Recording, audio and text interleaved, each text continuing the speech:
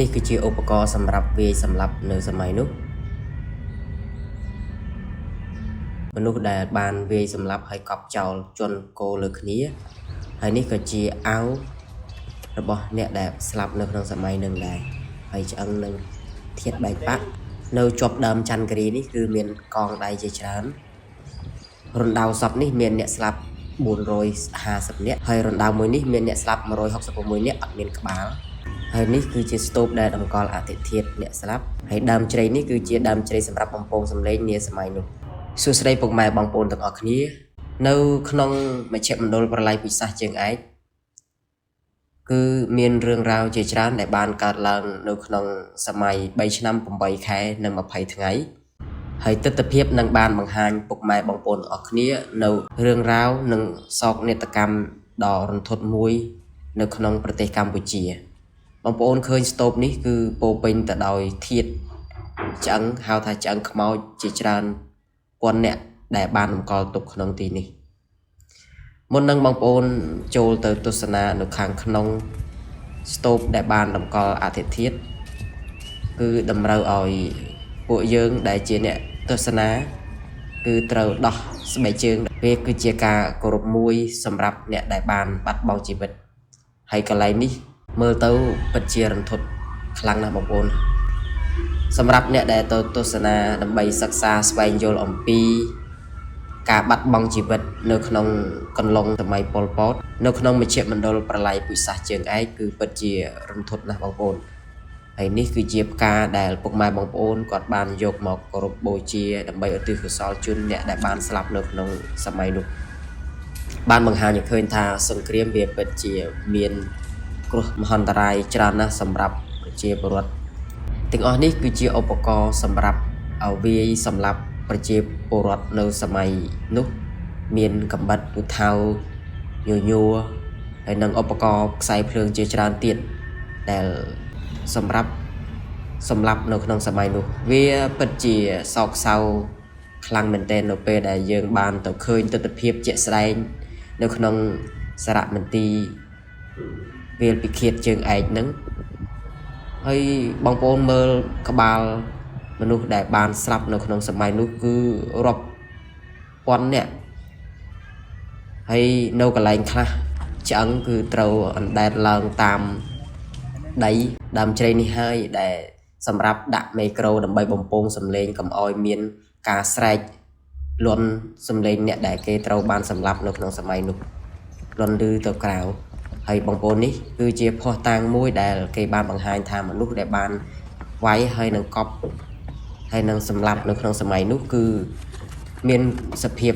ដូចជាវីដេអូដែលបានបង្ហាញនៅក្នុងនឹងហើយនេះគឺជារំដៅសាកសពបងប្អូនច្រើនណាស់រាប់រយរំដៅនៅក្នុងទីនោះគឺថាមើលទៅវាពិតជាធ្វើឲ្យតក់ស្លុតមែនទែនហើយកន្លែងនេះគឺបងប្អូនកន្លែងខ្លះគឺមានហៅថាខោអាវដែលបានជាប់នៅតាមឫសឈើគល់ឈើនៅក្នុងសារមន្ទីរវាលពិឃាតជើងឯកហ្នឹងមាន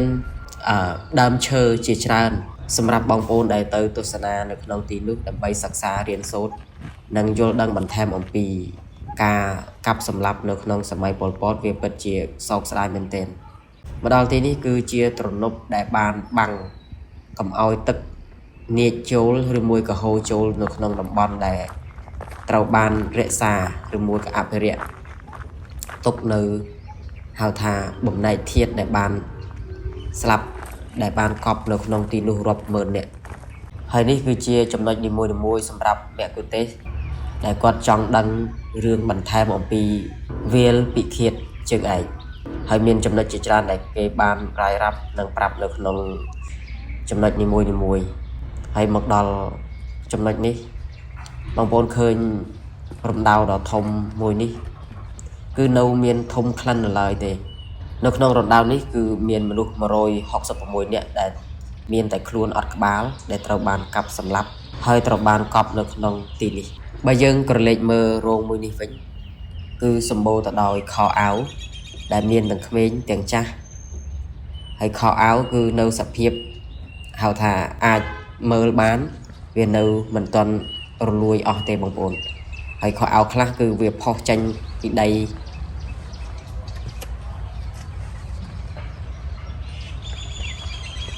ជាក់ស្ដែងនេះគឺជាខោអាវរបស់ប្រជាពលរដ្ឋដែលបានកប់ឬមួយយកមកសម្លាប់នៅក្នុងទីនេះបងប្អូនមកដល់កន្លែងនេះគឺសិតសឹងតែជាកងដៃនិងរបស់របរដែលមានតម្លៃខ្លះដែលពុកម៉ែបងប្អូនគាត់មកទស្សនានៅក្នុងទីនេះគាត់ឃើញហើយគាត់សង្វេគក៏គាត់បានដាក់ចងពាក់ព្យួរនៅក្នុងកន្លែងនេះដើម្បីទុកជាអនុស្សាវរីយ៍ដើម្បីរំលឹកទៅដល់ហៅថាឧទ្ទិសកុសលជូនទៅដល់អ្នកដែលបានស្លាប់នៅក្នុងទីនេះដើមច័ន្ទគិរីនេះហើយបងប្អូនគឺជាដើមច័ន្ទគិរីដែលគេចាប់ជើងមនុស្សយកមកបោកនៅកន្លែងហ្នឹងសម្រាប់សារមន្ទីរវាលពិឃាតជើងឯកហ្នឹងមានមនុស្សជាច្រើនជាពិសេសគឺសម្បូរទៅដោយជនបរទេសដែលគាត់សិក្សាអំពីប្រវត្តិរបស់ខ្មែរមានបងប្អូនសាសនានុសិស្សជាច្រើនដែលគាត់បានមកស្វែងយល់បន្ថែមនៅតំបន់នេះហើយស្ទូបនីមួយៗគឺបានបញ្ជាក់និងបានបង្ហាញអំពីទស្សនវិជ្ជារួមនាសម័យនោះ4.2អំបិលនេះគឺជាចង្វាក់ហើយនិងឧបករណ៍ដែលបានសម្លាប់នៅក្នុងសម័យនោះហើយបងប្អូនមើលកន្លែងរំដៅនេះគឺធំមែនទែនហើយដើមជ្រៃនេះហើយគឺជាដើមជ្រៃសម្រាប់ដាក់មេក្រូដើម្បីបំពងសំឡេងសម័យនោះសូមអរគុណពុកម៉ែបងប្អូនទាំងអស់គ្នាដែលបានទស្សនាទាំងអស់គ្នា